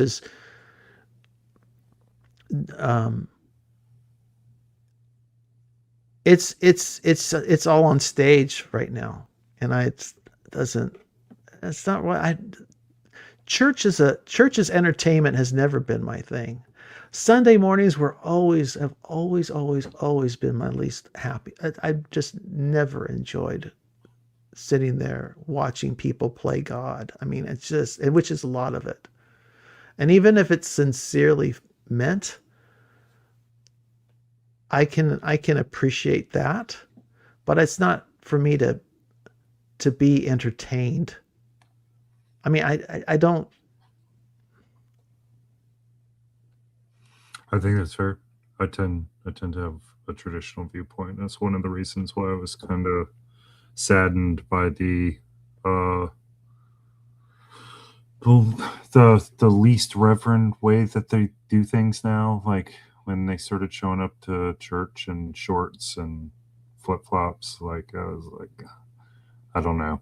I wanted a more reverence. Kind of, you're going here to worship. I want to, the idea of wearing my Sunday best. So I probably tend to. It's not there for me. It's there for the Lord to receive His worship. Right. Hey, Tyle. Before I speak, I need to, because Tyle sees the problem is Tyle. If you don't get him talking real quick, he'll disappear. No. I'll stick around. You keep going. Let me collect my thoughts. So why don't you have something to say? Not yet. Any thoughts? Or do you want to pray for? You want to pray for me? Oh, yes. I mean, No. I don't. I'm not asking. I'm just saying. no, but now that you mention it, that feels like the thing to do in the This is what Ron Copperman would come in and do. compliment of it all. Exactly. Exactly. Keep it to So, yourself, though. You don't need to come up with some public prayer. I trust God works either way. I do too. But yeah, I was. It's quite the stream title in conclusion, and I think I joined late, so I might have missed what the conclusion was. But it seems that the conversation is slowly moving closer to it. So I thought Well, I'd jump. I guess we're circling back around. What I started with was everybody's got their kind of little, Paul Vanderklay's religion is that which is highest and how to get there, right? Whatever Good. you think. Yeah. And the Catholics it's very much centered around the Eucharist and the Mass. Sacraments. Protestants typically Reformed and to generic Protestant is it's all about the Word, right? I guess we can throw Baptists into that mix. It's about the Bible, about the Word, sola scriptura, and preserving that. We've got to, and for Pentecostals, maybe it's the Holy Spirit, the presence of the Holy Spirit, the felt experience. Yep. For me, mine is none of that, and I thought it dawned on me this morning. I went going for my whole life, really. I mean, it's always been about trying to do the stuff, to be like him. To be fair, for all of those denominations. Yes, these are radically unfair condensations of. Oh, I don't think they're I think they're accurate. I mean, the Catholics do go on about the sacraments, the Protestants do go on about the Word, and all of those is accurate. But I don't think it's the thing that's the highest in the definition of religion that PBK does. I think all of them would put Christ at the top, and that just seems to be the vehicle in which. Right. Yeah. I guess, excluding their highest is Christ, but how to reach it, how to realize it is through those mechanisms, right? Yeah, I probably didn't say it as well as I could have. So you're saying that none of the how to get there seems to. I'm a works guy, man. I'm obedience. I'm all about and not sweating the fact that the grace factor comes into play when it's like.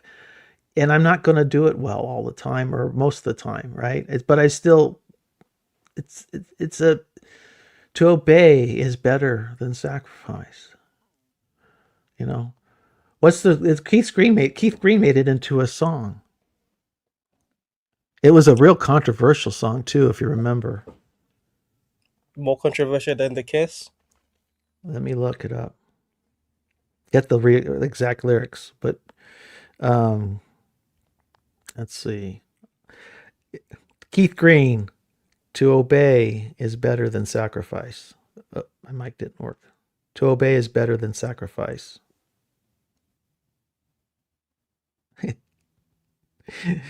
Oh, Google, you're such a mess. Again, I don't think any of them would disagree with you on that. Yeah, here's his full lyrics. I remember people got really upset with one line in particular. To obey is better than sacrifice. He's speaking for God here. So he's right there, he's in trouble. To obey is better than sacrifice. I don't need your money. I want your life. I like that. See, that always resonated with me. I was 16-year-olds, 16, 15 when I heard this, 14. I don't know how old I was. And I hear you say that I'm coming back soon, but you act like I'll never return. When you speak of grace and my love so sweet, how you thrive on milk, but reject my meat, and I can't help weeping of how it will be if you keep on ignoring my words. Well, you pray to prosper and succeed, but your flesh is something I can't feed. To obey is better than sacrifice. I want more than Sunday and Wednesday nights. 'Cause if you can't come to me every day, then don't bother coming at all. That was the really controversial line, I think. And then he just kind of concludes from there with a repetition. To obey is better than sacrifice. I want hearts of fire, not your prayers of ice. And I'm coming quickly to give back to you according to what you have done. That's kind of a summation of in many ways, my own religion. Isn't that horrifying? And I'm very different than Keith Green as a person, but, well, I've lived 3 times as long as he has, twice as long. So he died young. Maybe he'd become more like me if he made it to 62. The story that comes to mind is Naaman. What was it? A general that suffered from leprosy. His servants, the Israelites, told him of the prophet, and then he got told to go dunk himself in the Jordan River a few times, and his reaction wasn't. He was looking for obedience, but he was like, "Yeah, if you had told me to go, there are so many better rivers and where I come from." Right. And sort of the idea being that what you're called to seems unimpressive, and that's basically what the church is a lot of the time, is this muddy pond that's very unimpressive, and God's like, "Yep, go join." And you look at it, you're like, this one, but there are so many other things that look better and do it better, and because like, no, it's that unimpressive girl you look at there, yep, that's my bride, and if you want to be a part of my kingdom, that's who you to join. So it's I don't think any, like again, the Catholic, Protestants, Orthodox, everyone's trying to mold Christians that will be obedient. Oh, but they're frankly different religions, Tayo. I mean, I know they don't like this. They don't like to hear that. But Orthodox and Catholic, I mean, they've evolved. There's 1,000 years between them at this point. They've only in the last 50 started really talking to each other with any seriousness. And their practices and their emphases are so different. And with 500 years of schism between what we call Protestants and Catholics, how different they are. And the Protestants are so off all over the map. Within Protestantism, I include Mormonism and what most mainstream Protestants would call cults, but I think they all fit within the Protestant project, and they're all such different. I mean, just take Pentecostalism. I mean, or even Pentecostalite, the Calvary Chapel scene or the Vineyard. They're just different. They're not even remotely.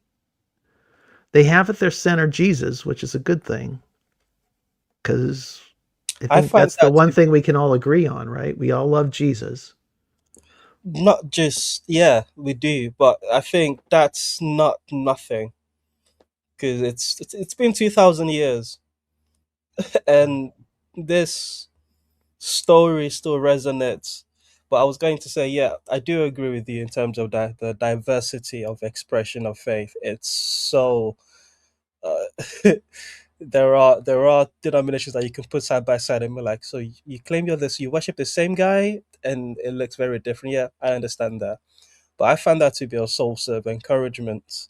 If anything, it's just to show how wide God's arm is, to put it that way, to say whichever expression Here's the appeals to thing. you, Let me throw this at you. there's one for everyone.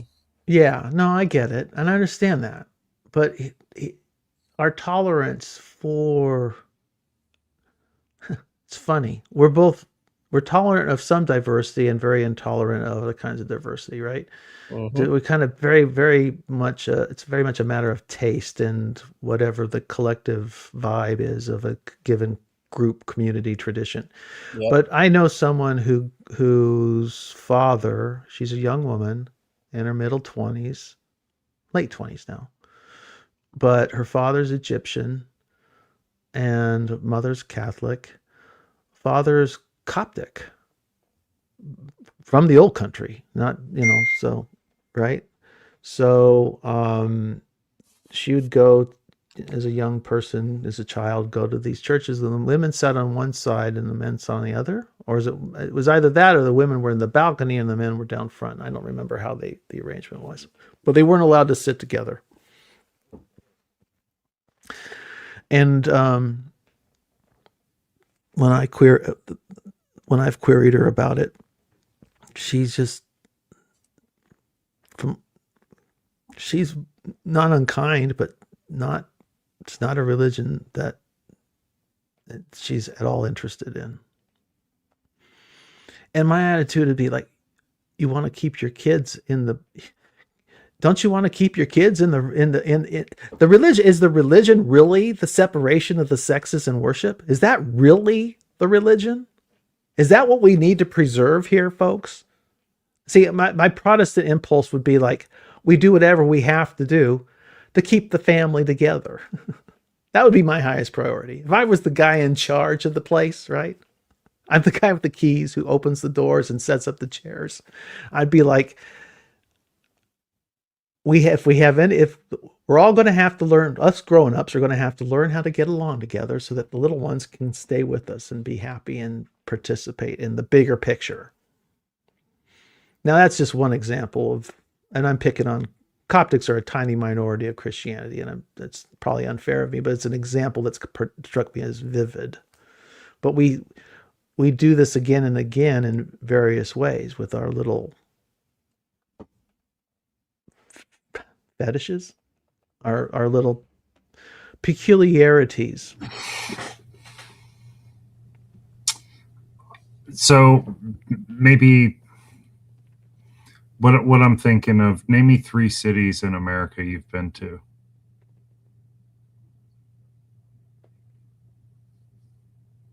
LA, St. Louis, New York. Okay.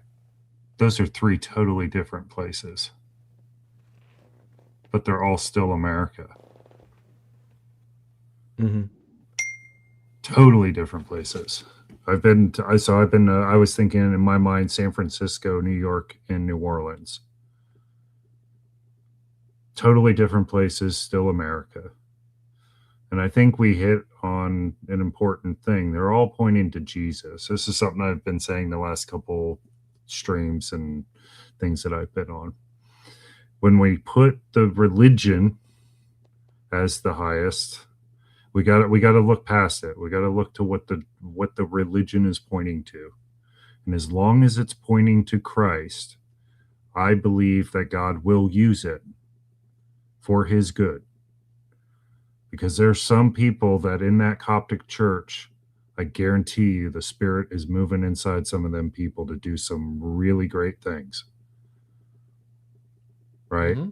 And getting caught up in the details of God using yet another sinful thing you know what I mean? Then if you don't allow for it to happen in the church level, you can't really expect it to happen at your level. Right.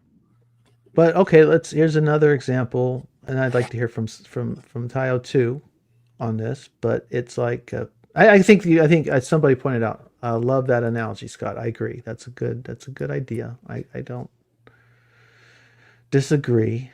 But cities do change. That's important. I just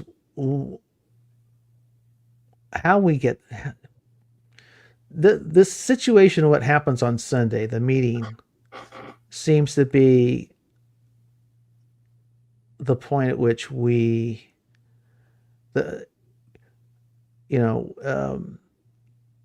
it's both, it's in some ways it's for some people it's the most important part of being a Christian, and for others it's the least important part of being a Christian.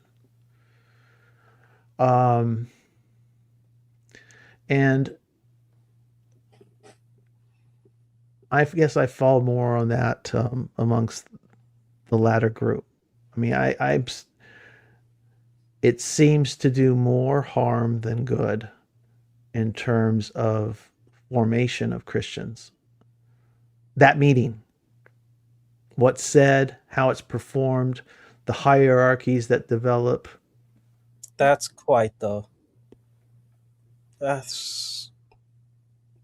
controversial statement.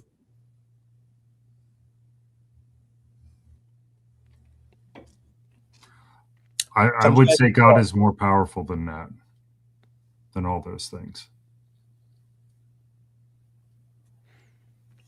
Why is it controversial in a good way or bad way, Tayo? Productive, I mean, is it productive statement or is it not productive statement? Well, it depends how well we engage. I think it's got the potential to be a very productive statement. I don't know if I'm capable of engaging in it without bringing out as much of the juice in it as possible. But what's controversial is that okay, I guess you said it does more harm than good. The good being formation to help Christians become more like Christ. Do Christians that go to church do better or worse at being more like Christ?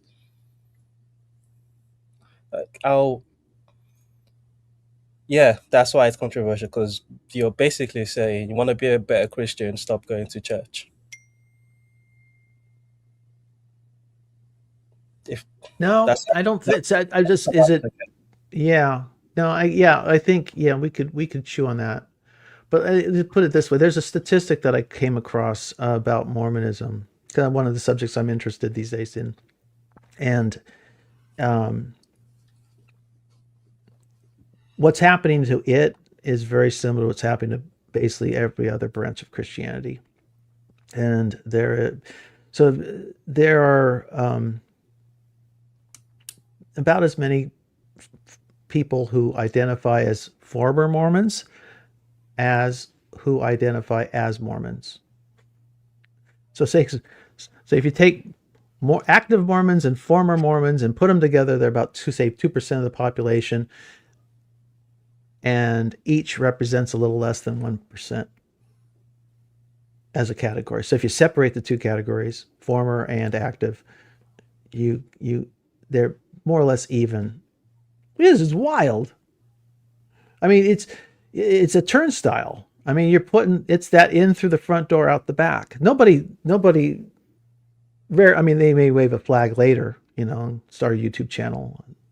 I'm a former Mormon, but for the most part, they just quietly dissolve into the general population. We see this with the mega churches. Have this problem in spades, right? And they don't even bother counting at this point. They're just counting bodies and seats and dollars on deposit, right?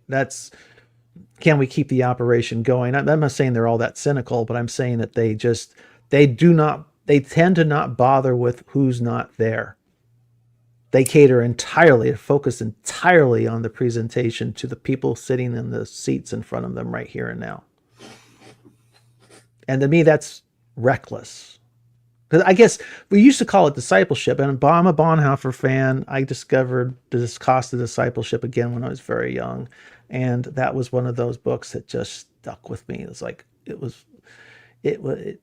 like a tumor, man. It just never left, just, and it's like that Keith Green song, same attitude, same critique, just put in different ways. One's poetic, the other is exhaustively scholastic. And so I guess when I'm saying that I'm not saying you shouldn't go to church. I'm saying that I'm not sure what is the service? What is the attendance? What's the meeting? Is the meeting a discipleship? Is it working towards the making of disciples, or does it break them? Or Both, of course. That's the problem. This is what we always see. Here's the apologists for the meeting, right? For the gathering, will always say,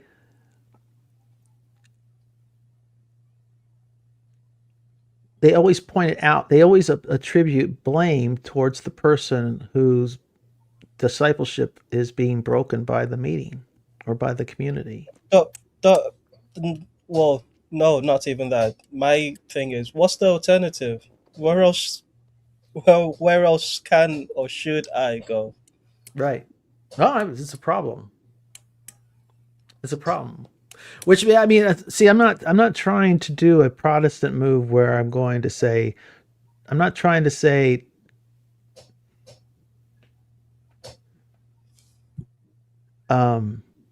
we shouldn't have these different traditions and gatherings. Each one thinks they are the, we're at a guess, they all assume that they are the very best expressions of Christianity within the pantheon of Christianities, right? Of all the denominations, mine's the best for this or that reason, right? Means they're doing their best. I'm sorry, go ahead. No, go on, Scott. Well, I was just thinking they're different personalities of that embodied godliness expressing themselves out into the world. Just like there's no two exactly perfect Christians who you're going to see, even let's just say two twins got saved right at the same time. I think it's realistic to say that they aren't going to be the same exact Christians, right? The churches are kind of doing the same thing in the, or at least this is the way I'm coming to a realization of.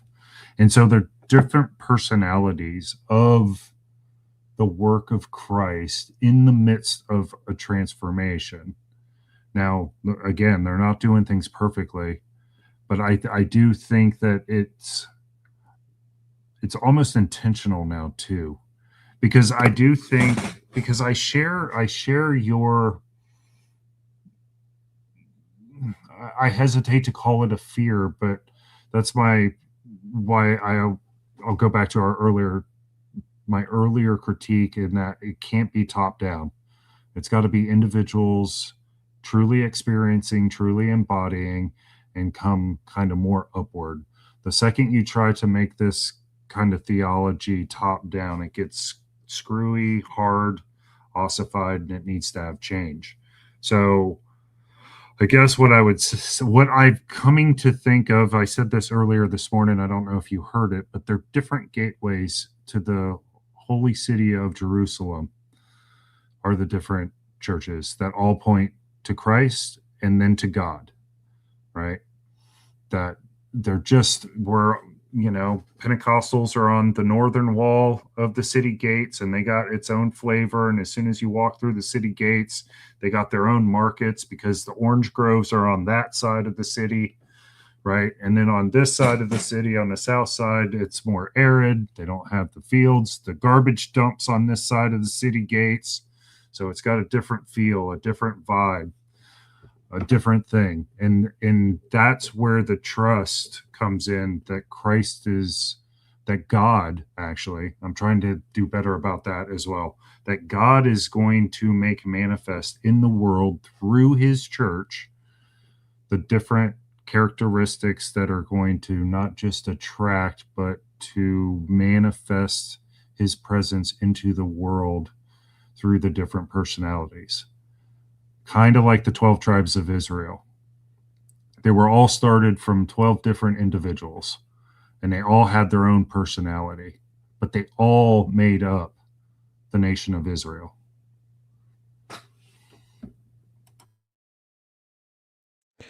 Well, that would, if they worked, I think you could have this diversity function in a very healthy way if you imagine that 12 tribes of Israel sort of relationship in a kind of united confederacy, but there's so much criticism back and forth. You can't, and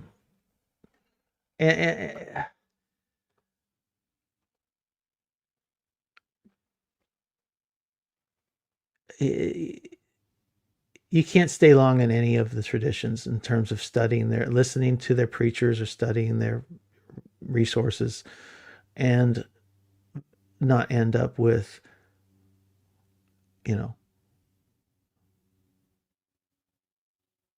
I don't know what the Catholics are. You'll hear something, I've heard, different people say, what is Catholicism really? Or what, and then it's, or what is Orthodoxy, and what is, you can do that. See, if they could be unique and distinctive, in harmony, I can imagine it working in a constructive way. But I guess here, let me back out and just say, if you can't keep your own kids, you got a problem.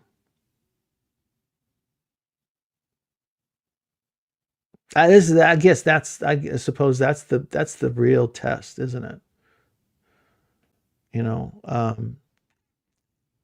And instead of blaming the kids who can't stay in the system,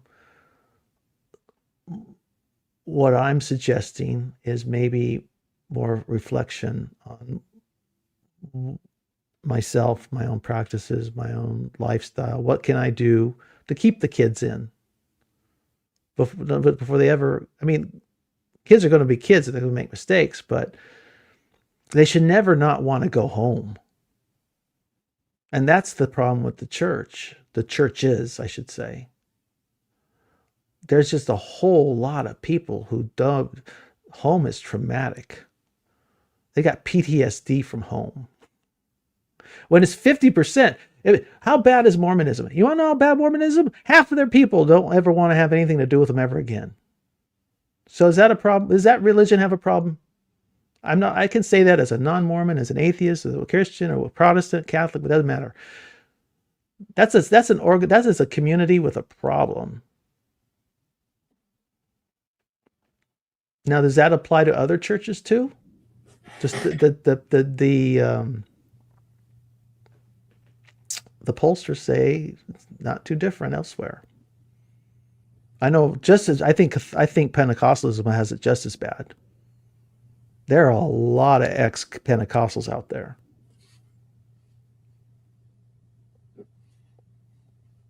Yeah. And all I'm saying is, I'm not trying to discourage. I'm sorry, Scott. Let me just finish with this. Sure. I'm not trying to I do not want to take the wind out of your sails. I'm telling you, what part of it, maybe the wind is coming out of my sails a little bit, and I'm trying to figure out how to get it. I need to find my wind. I got to find that spirit again. because this is what I see, because I don't, and so that's my. But I don't. This is a reality to be confronted, I think, squarely, and there's a real resistance, particularly within the pastoral class, to having this conversation. Scott, Mark, Tayo, tell me I've if got I'm wrong. I've got one anecdote, some I've been thinking about. All right, shoot me up, buddy. All right, I grew up in Churches of Christ in Northern California in the 90s, and it was like it's a congregational autonomous tradition. So there's no synod or anything. Every church is autonomous. So that means that like a lot of congregations don't get along with others, right? But that also means that there are like networks of many different congregations who see eye to eye on fellowship, acceptable things. You know what I mean? Yeah.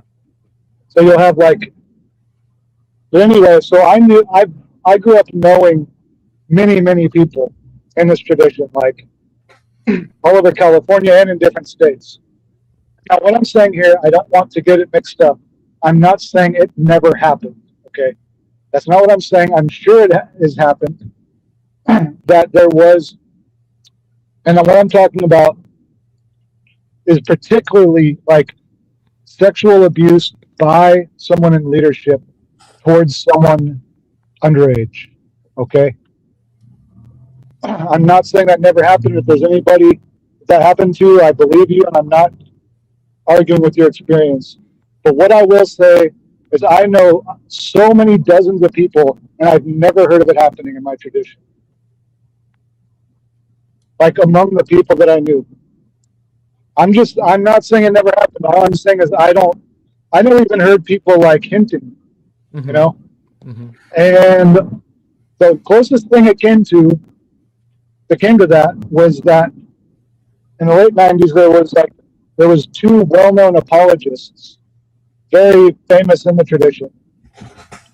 One of them was a professor at a college, and there had been a couple rumors that he was like grooming students, male students. And then eventually he was totally outed that he was like sleeping with some of his male students. Okay, and the person that called him out was his closest colleague, the guy that he would debate alongside of. And so being in a Congregationalist tradition, like they were like best friends almost. And it was his best friend who called him out and you know, told everyone.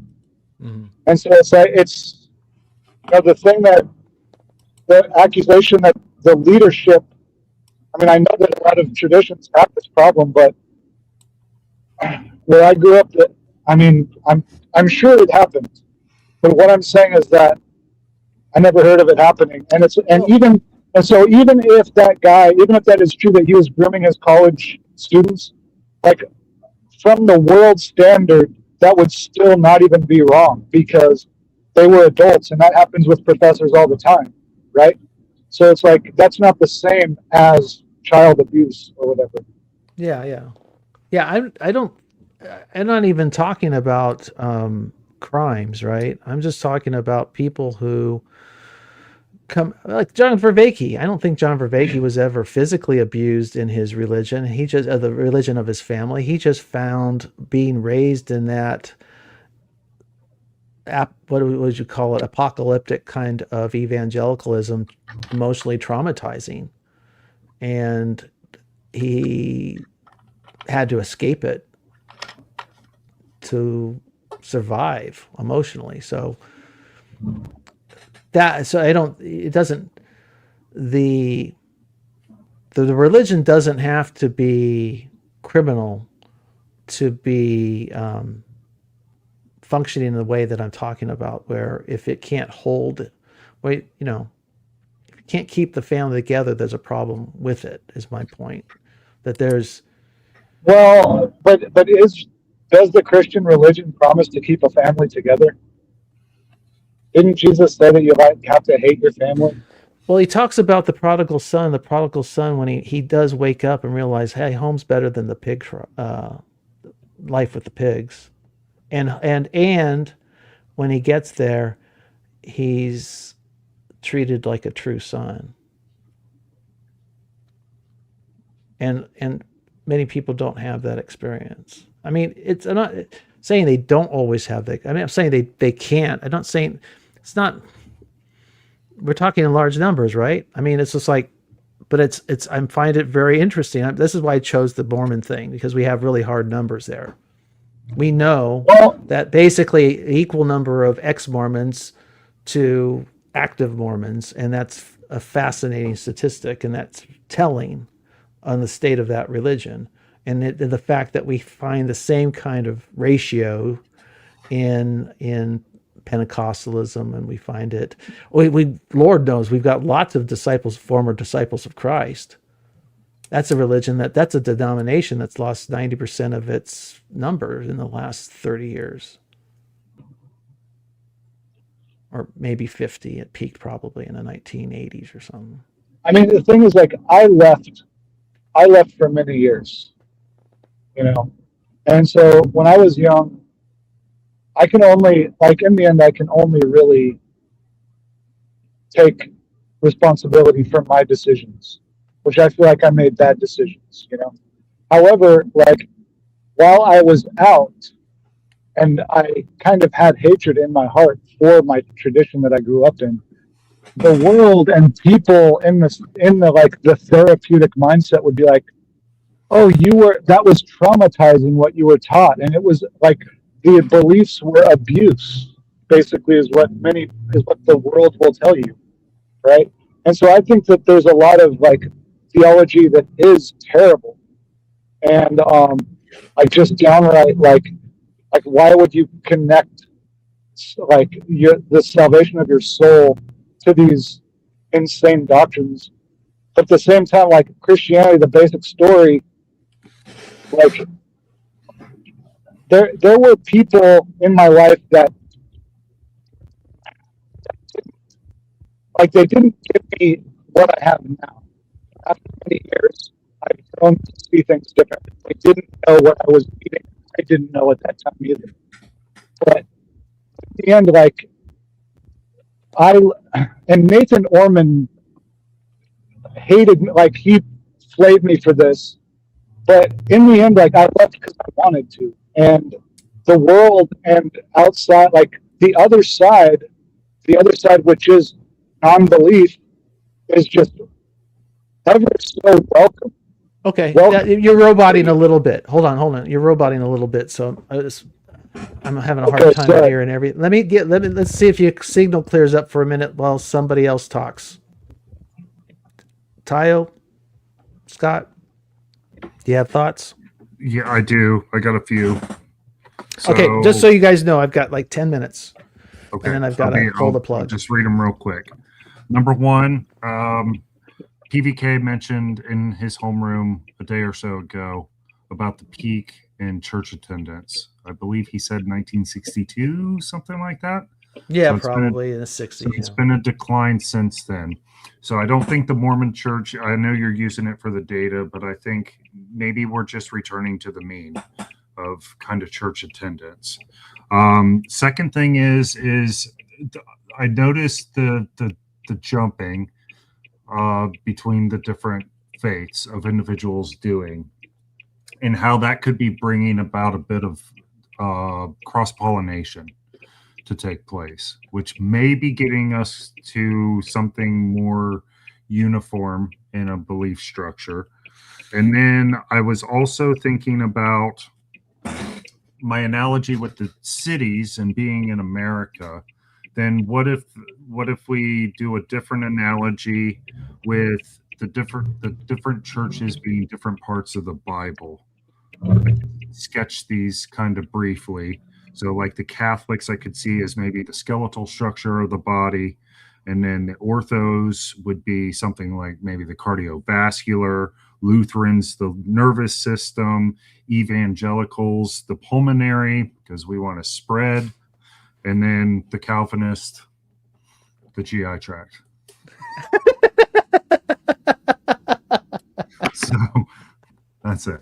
Who's the fingernails? Oh, that's funny. That's funny. But they all But I make get up the point. body of Christ, and they're all necessary. Sure. I get that. That's a good point. I am running out of time though. Tayo, go ahead. You got a last word for me?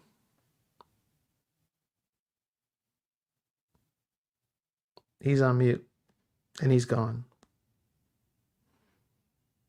Mark, is your signal better? You want to try to talk me out? We got, like I said, we've got just a couple more minutes. I don't know if the signal's better, but yeah, that was the main thing I wanted to say. I don't really have much else.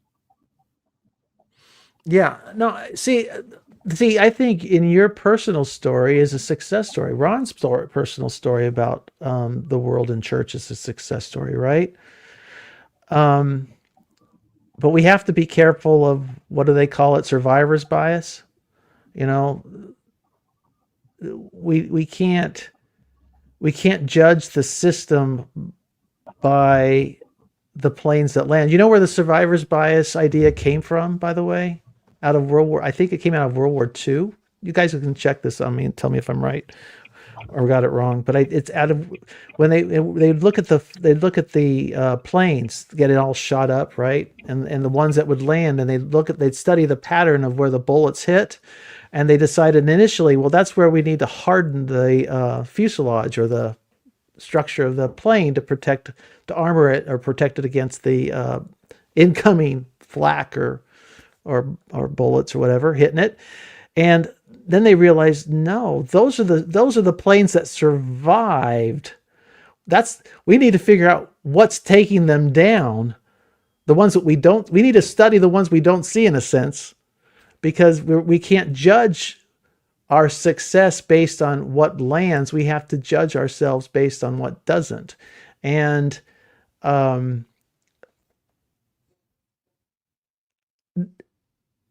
this is maybe some tension between me and Ron often, because there's a certain kind of religion that Ron presents that works very well for him and for a lot of people he knows, but I can point to a lot it doesn't work for, right? And I think this is all I would say. I think I'm communicating. I don't want to repeat myself. I apologize. Like I said, I'm short on time. So thanks, Mark. Yeah, I appreciate everybody. This is useful to me. What I'll basically do is I'll go back and I'll take. I've started to try to. This is a way for me to keep notes for myself. You know, it's like I get some new ideas and I throw them out there and see how they succeed or fail, and run it through the AI, because sometimes it's useful to have YouTube summarize it for me and say, oh, so that's what you think I said. And compare it to what I think I said. But you guys had some good input. I really appreciate it. And I always appreciate all of you joining me. It's, all three of you are always welcome. So hopefully, like I said, my point is not to take the wind out of your sails, but to find it for myself. So and I hope if that process is difficult, I apologize. I didn't hear most of the stream, but I just kind of, I don't know, like I heard some shots getting hurled at, it sounded like Protestantism in general, or just American Christianity in general, based on like some stuff that I don't feel is prevalent everywhere. Yeah, you kind of got it out of context, but yeah, no, I was not directing shots at any particular group.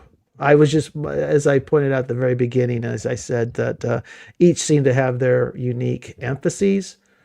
For the Catholics, it's the Mass and Eucharist. For the Ortho-bros, it's the Orthodoxy. It's the liturgy. Protestants, it's the Scriptures.